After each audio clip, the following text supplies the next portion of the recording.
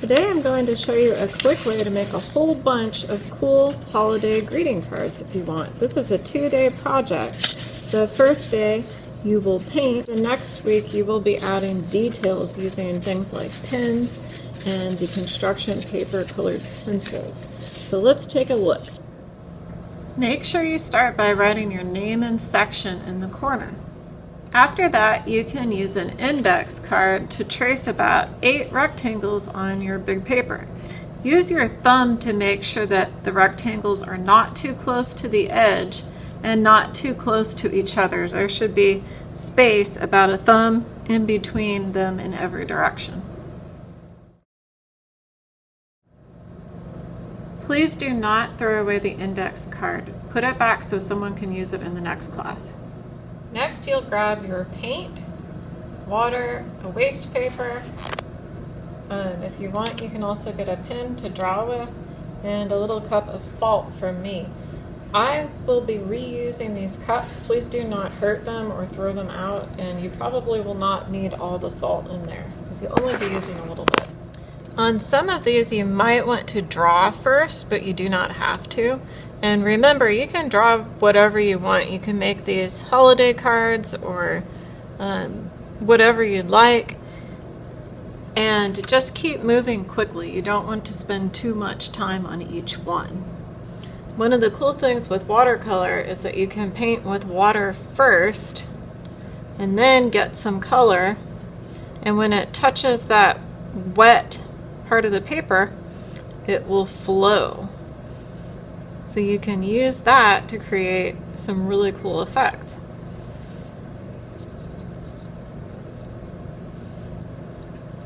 The salt is for putting onto the watercolor while it is still wet. This does not work if it is already dried. And you don't want to get it too wet either. There's kind of a happy medium. And what happens is over time it will kind of form like crystals or starbursts, and it's a really nice effect for snow or just to make things look really misty and cool. With watercolors, it's really important to remember that anytime two colors touch each other and one of them is still wet, it will go whoosh into that area. So like on this area, I just painted the sky. So this is a really bad time to start painting the tree because that green, if I start on the tree, would just go whoosh right into the blue, and it might not be a good effect. Sometimes it turns out pretty cool, sometimes it doesn't. So I'm going to let that dry and move on to the next one.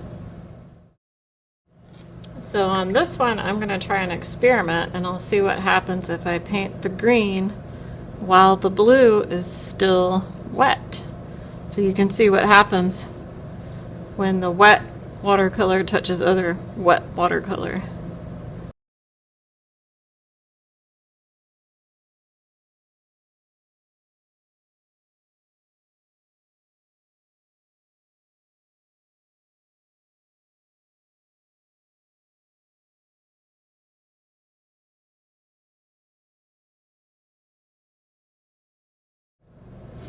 Now I'm going to try out using some white crayon and white colored pencil first, and then painting over it to see what happens.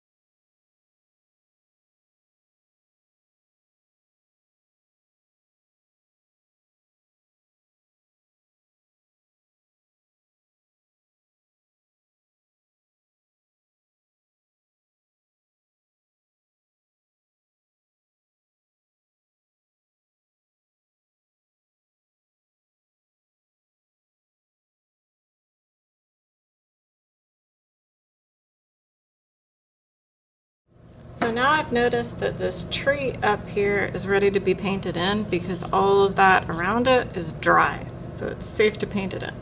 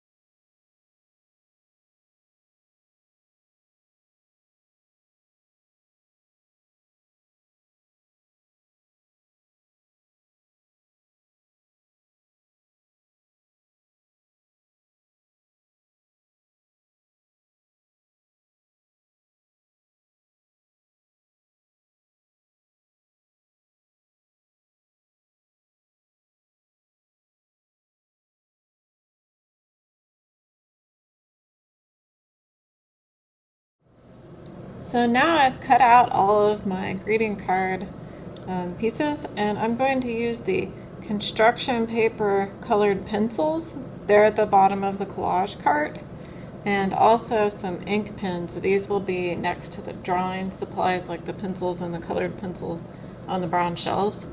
And I'm just going to add some details to some of these, not all of them.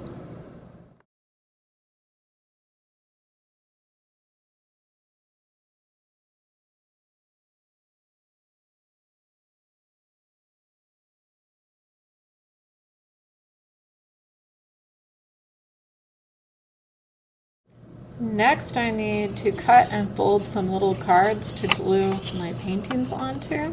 So I'm going to grab a whole stack of paper, maybe 2 or 3 sheets, fold them in half, and then I'm going to cut and fold to get my little cards, and I'll be gluing them all together.